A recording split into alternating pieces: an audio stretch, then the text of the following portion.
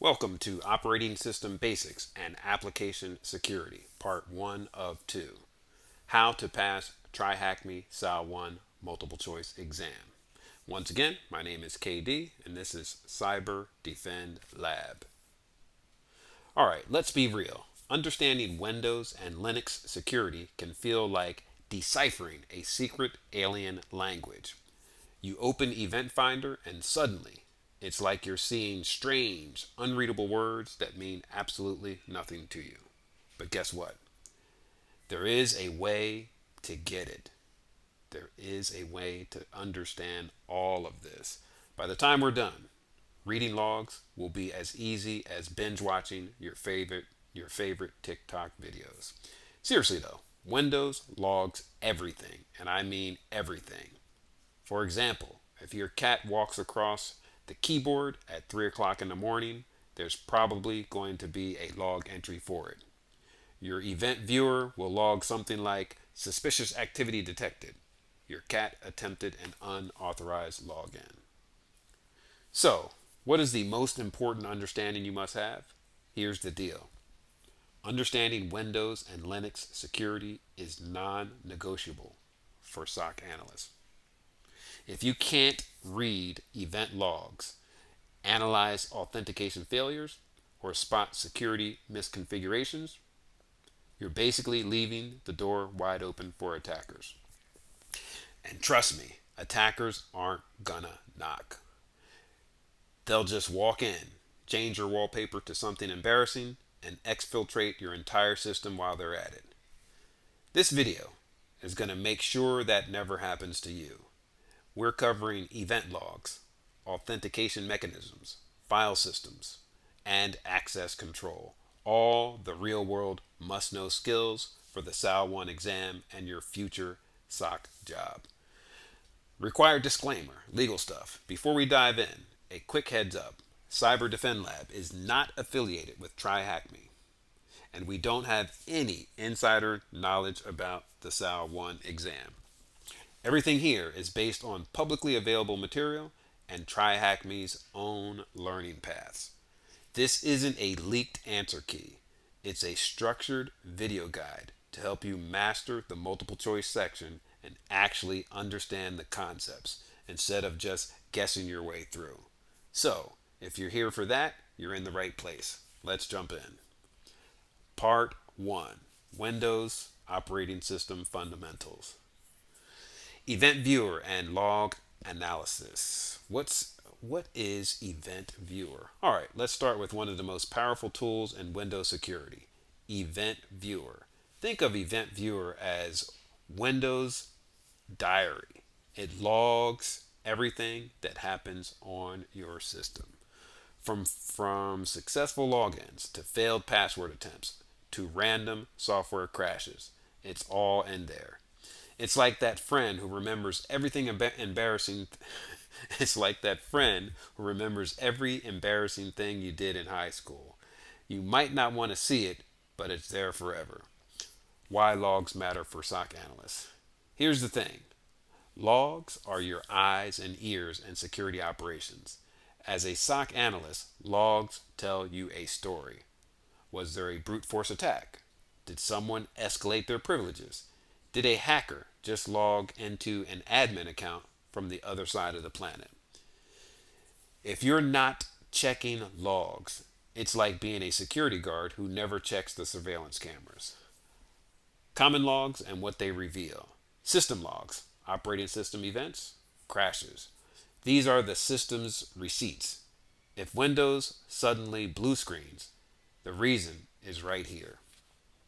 Exam tip. Know how to find unexpected reboots or service failures. Could be malware or misconfigurations. Security logs. Log on attempts, privilege escalation. This is where the gold is. It tracks logins, failed attempts, privilege changes. Basically, who's doing what and when. Example, a user failing to log in 50 times in 2 minutes. Either they forgot their password or it's a brute force attack. SOC analysts need to spot this. Application logs, third-party app behavior. Want to know why an app crashed or if an app is acting suspicious? The application log is your detective notebook.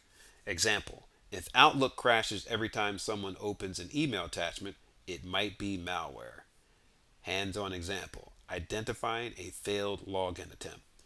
Scenario, you suspect a hacker is trying to brute force an admin account. How to check it?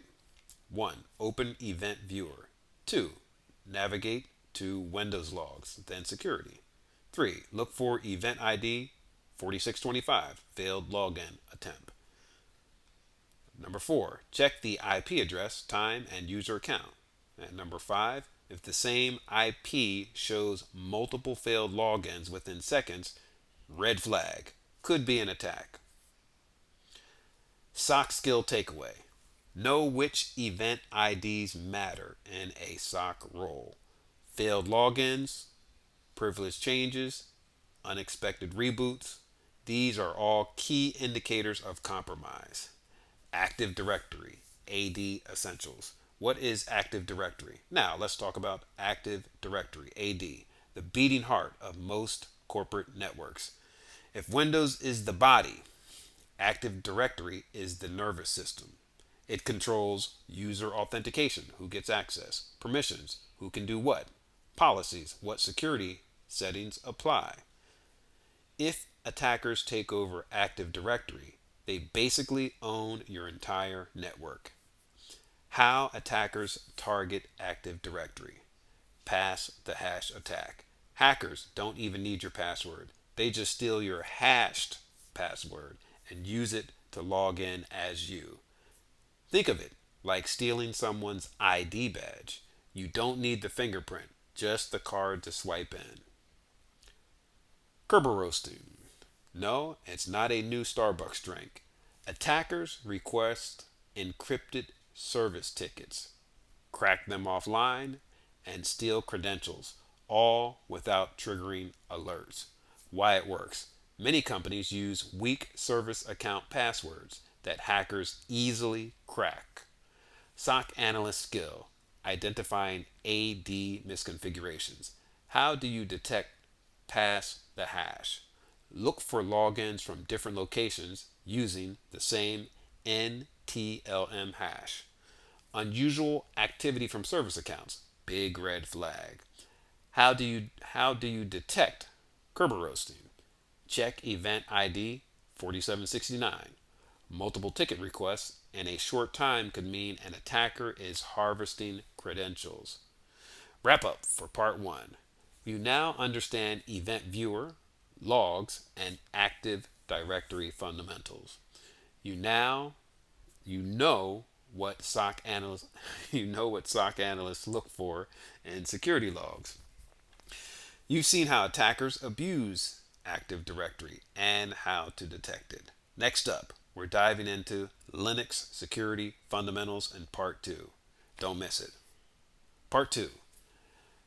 Linux operating system basics, Linux file systems and logging. How Linux organizes files, key system directories. All right, let's talk Linux file systems, because if Windows logs are like a nosy neighbor who records everything, Linux logs are like a librarian who knows exactly where every piece of information is stored. Here's the must-know layout SOC analysts deal with in Linux. You have a folder called etc that holds configuration files. Think of this as the settings panel of Linux. Another folder, variable, then log, system logs, where all the security action happens, and the home file. User files. Each user gets their own space here. Pro tip, if an attacker is in the etc folder tweaking configuration files, that's a major red flag. If they're snooping around the folder of variable or var/log, they might be trying to delete their tracks. Key security logs every SOC analyst must know. We have var/log/auth.log, authentication attempts. This is the Linux version of Windows security logs. Failed logins, SSH attempts. sudo commands, all tracked here. Sock skill. If you see multiple failed logins from the same IP, it's either someone who forgot their password or a brute force attack. Okay, another area. Under the folders, var/log/syslog. System-wide logs are held here. This log tracks everything from kernel messages to network activity. Think of it as the Linux event viewer. Sock skill. If a server suddenly reboots at 3 a.m. with no admin action, syslog might tell you why. Could be an attacker, hardware failure, or a scheduled update gone rogue. SOC analyst skill, finding unauthorized access attempts. Step-by-step hands-on walkthrough. Scenario, you suspect an attacker is brute forcing SSH logins. What do? 1. Open a terminal. 2. Run cat var/log/auth.log. Pipe grep failed password. If you see multiple failed attempts in a short time, alert time. Next step, check the IP. Some more code you want to take a look at here. This tells you how many times each IP has failed to log in.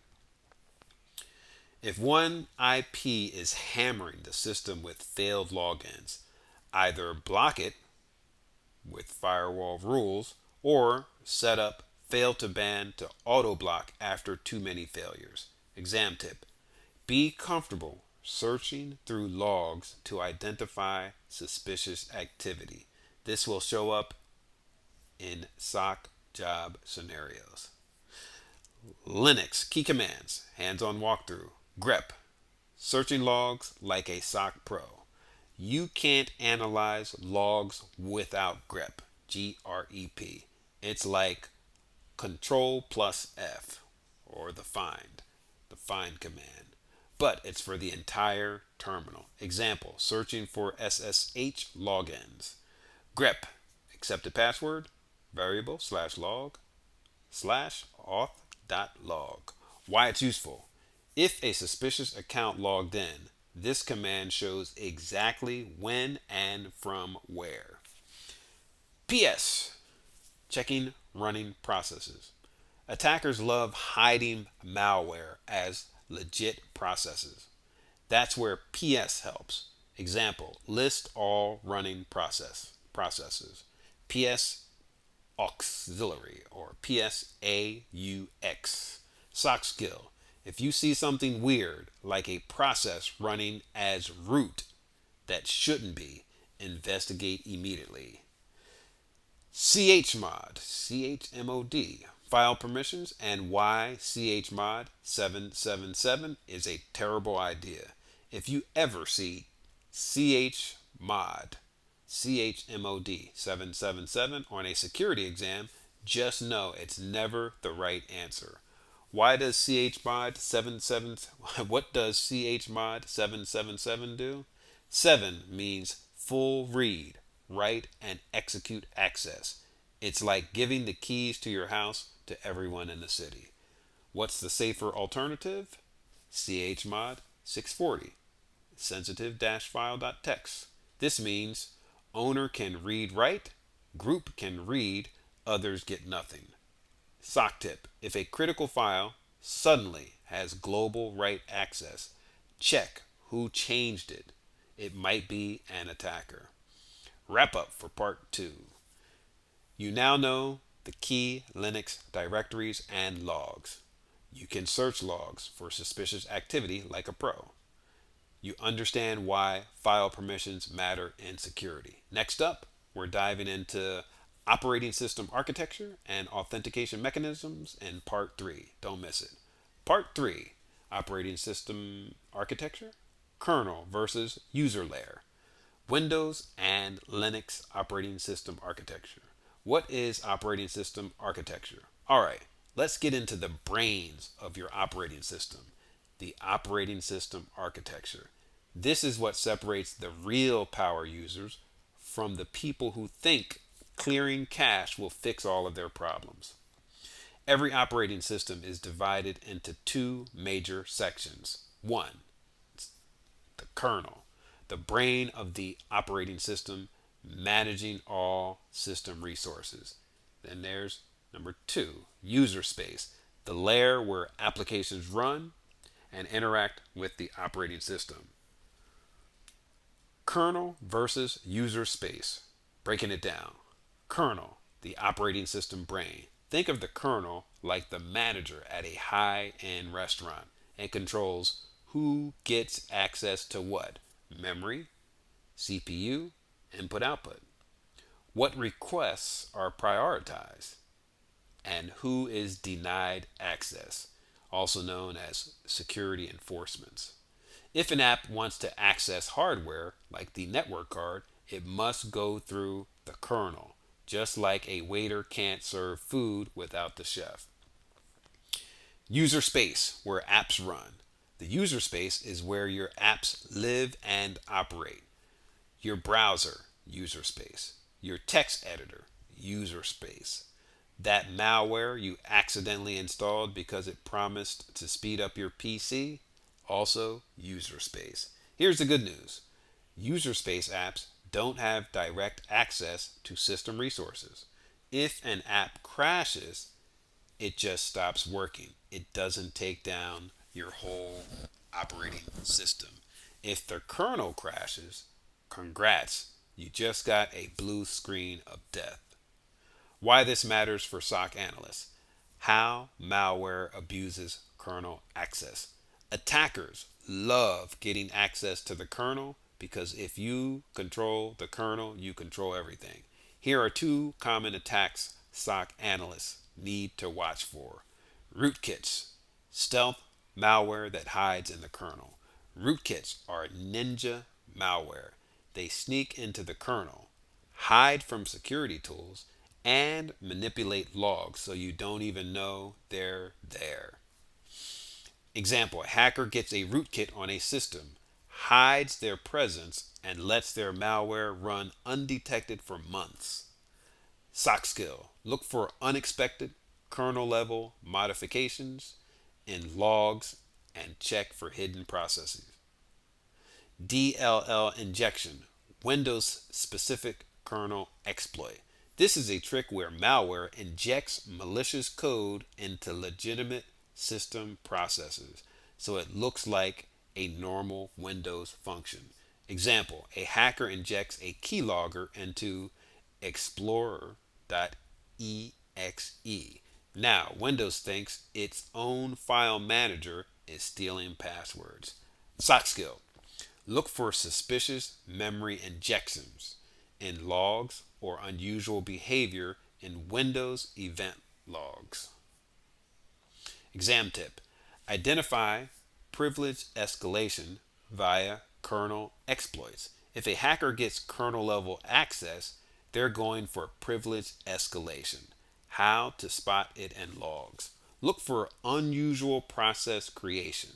For example, an app requesting system privileges when it normally wouldn't. Check for service modifications. Attackers love adding backdoors at the kernel level. Monitor system crashes. Sometimes a rootkit causes instability that gets logged. Recap for part 3. Now you understand operating system architecture at a SOC analyst level. You know how the kernel versus user space separation protects systems. You can recognize how malware abuses kernel access and how to detect it. Next up, we're covering authentication mechanisms in part 4. Don't miss it. Part 4, authentication mechanisms. Windows authentication. Kerberos, the gold standard of Windows authentication.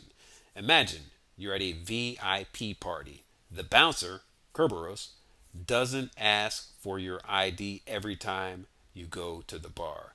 They just give you a wristband. That's Kerberos. Kerberos is a ticket-based authentication system used in Active Directory environments. It's a 3-step process. Step 1, authentication service request, AS request. You enter your password. The Kerberos server checks if you're legitimate. Step 2, ticket granting ticket, TGT. If approved, you get a TGT. It's basically an all access pass for a limited time. Step 3, service ticket. When you access a resource like a shared folder, the system checks your TGT, that's your ticket granting ticket, and issues you a service ticket. No need to enter your password again.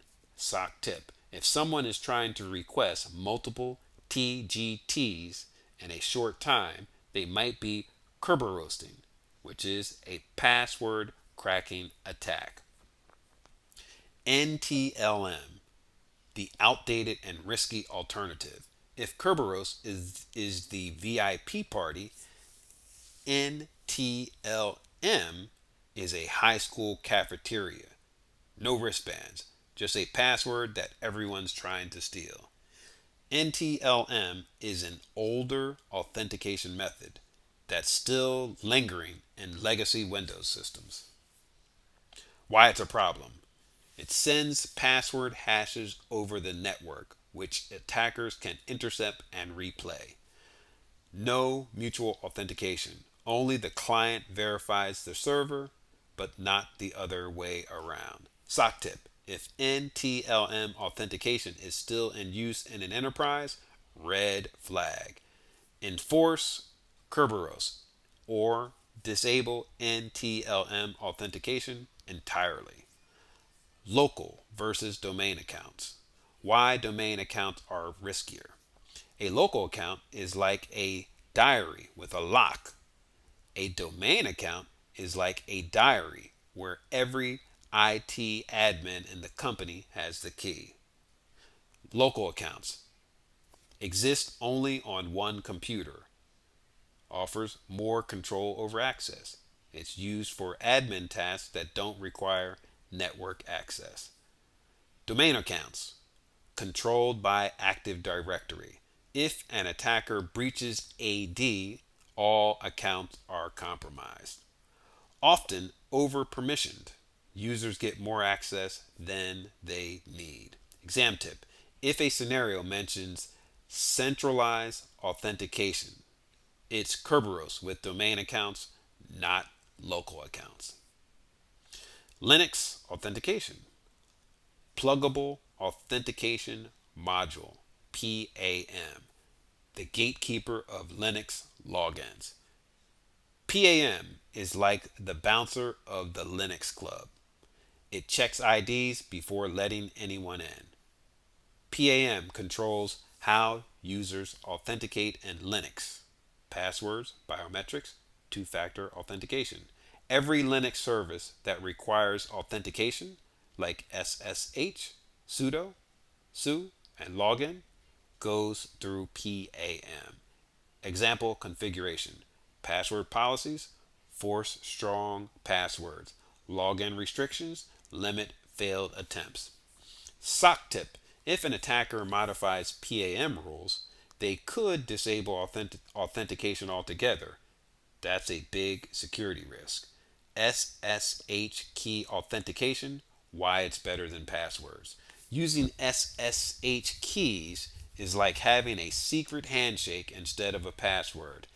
SSH keys replace passwords for secure logins on remote systems. Why is it better? No password to steal. Keys are much harder to brute force than passwords.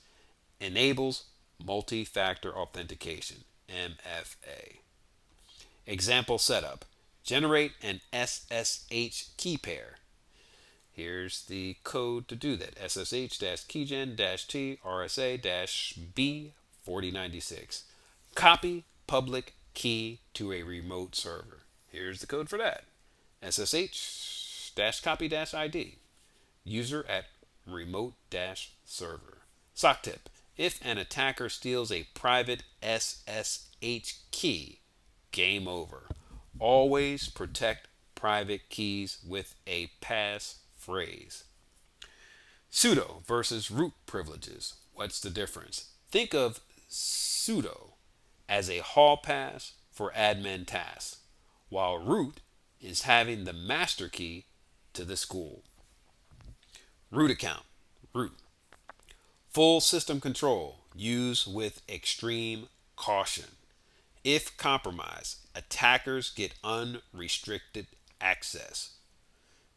Sudo command. Sudo lets regular users perform admin tasks without logging in as root.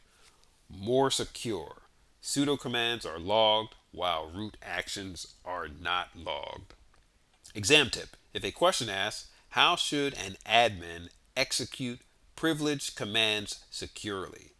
The answer is always sudo, never logging in as root directly. Recap for part 4. You now understand authentication for Windows and Linux.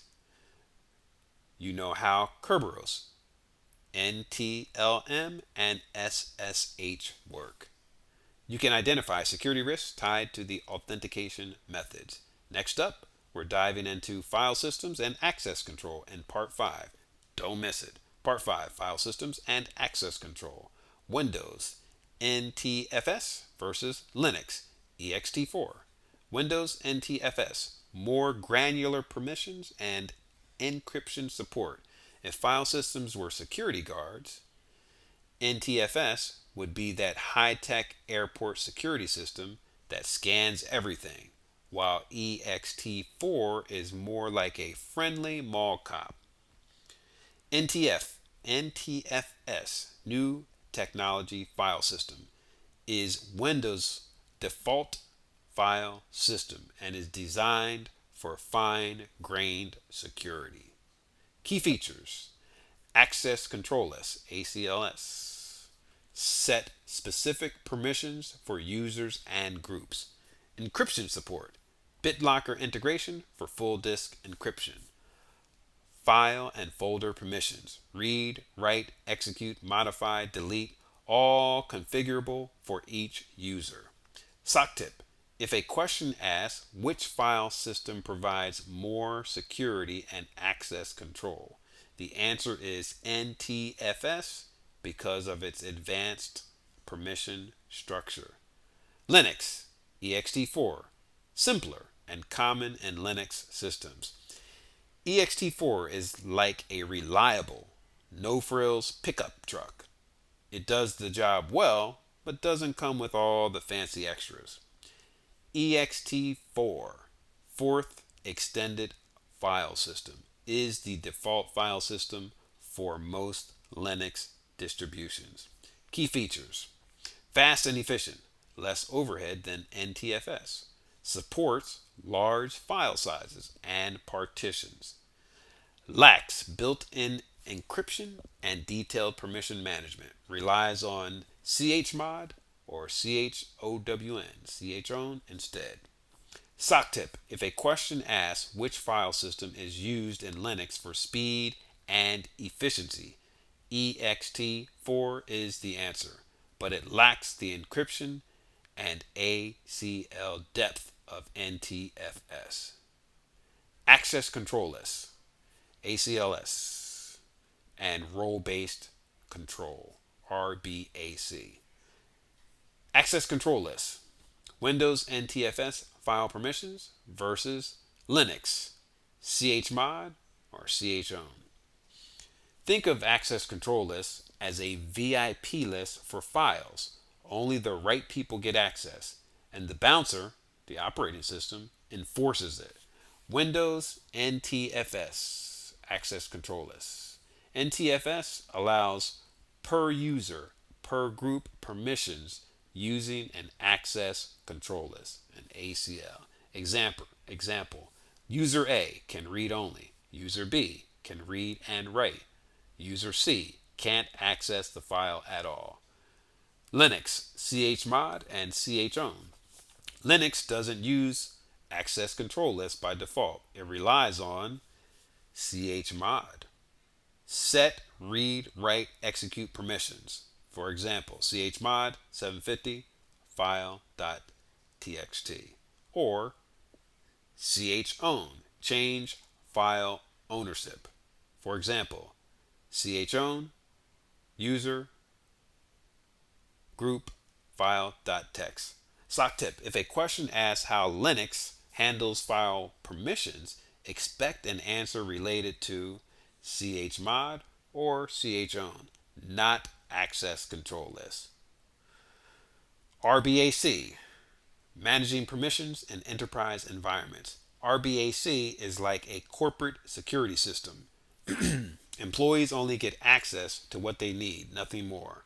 Role based access control. RBAC assigns permissions based on job roles, not individuals. Example: HR team, access to employee records. Developers, access to source code repositories. SOC analysts, access to security logs and SIEM dashboards. Exam tip: if a question asks how enterprises enforce security without manually setting permissions per user, RBAC is the answer. Recap for part 5. You now understand how Windows NTFS and Linux ext4 handle security. You know the difference between access control lists and chmod, chown. You can recognize how RBAC improves security in organizations. Next up, we're diving into SOC activities like alert triage and ticketing. Part 6, why most people struggle with this. Common mistake: ignoring logs until an incident happens. Let's be honest, most people don't check logs until something goes wrong. It's like waiting until your car starts smoking before you decide to check the engine light. SOC analysts who ignore logs until an incident happens are playing defense instead of offense. By the time an attack is detected, the hacker has already finished their business and left the building. Example: a brute force attack was happening for weeks, but no one checked the failed login logs. By the time it was noticed, an admin account was already compromised. SOC tip: treat logs like a constant security feed, not a last minute rescue tool. Funny comparison. It's like waiting for your car to break down before checking if there's gas in the tank. Imagine this: you're driving on the highway, your car starts sputtering, and then you decide to check if there's gas. That's exactly how ignoring logs works in cybersecurity.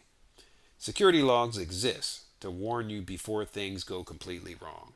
SOC analysts who don't proactively monitor logs are setting themselves up for failure. Solution: always check logs proactively in a SOC role. Great analysts don't wait for a disaster. They see the warning signs before everything catches fire. Proactive log analysis prevents incidents from escalating. Check failed logins. Spot brute force attacks before they succeed. Monitor privilege changes. Detect unauthorized access early. Review system crashes. Catch malware before it spreads. SOC tip: always have automated alerts set up in SIM tools to detect unusual activity in real time.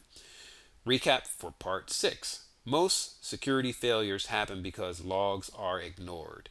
Checking logs proactively is the key to staying ahead of attackers. Proactive SOC analysts prevent disasters before they happen. Next up, final motivation and encouragement. Let's finish strong. Part 7, motivation and encouragement. Call to action: motivation and encouragement. You're making huge progress. Seriously, most people struggle with operating system security. But you're already ahead of the game. This is the difference between a real SOC analyst and a script kiddie who just runs random tools without understanding what's actually happening. Why this matters: real SOC analysts use logs, permissions, and authentication knowledge to detect and stop cyber threats. Most people fail exams because they skim over operating system security and access control. You're not making that mistake. Stay consistent, keep learning, and you'll crush this exam. So always remember, most people fail exams because they skim over operating system security and access control. Remember, You're not making that mistake. I believe in you. Stay consistent. Keep learning, and you'll crush this exam. All right, if you found this valuable, don't stop here. This is just the beginning of mastering operating system security for the SAL1 exam. What's next? Subscribe and follow the full playlist for structured, easy to follow exam prep, especially for the multiple choice section of the SAL1 exam. The next video coming up is Operating System Basics and Application Security, Part 2 of 2. Let's keep leveling up your skills. Let's keep leveling up your SOC skills. See you in the next video. Once again, my name is KD, and this is CyberDefend Lab.